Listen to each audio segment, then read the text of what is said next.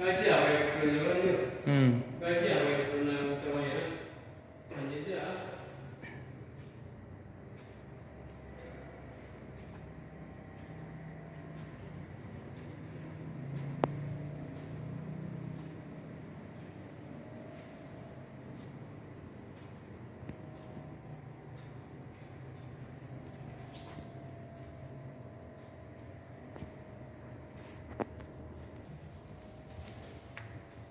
Cak kena aja ah.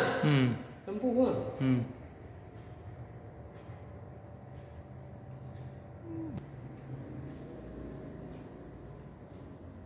Ya, dia pegangan ni sempat megang pasir ni, dia pakai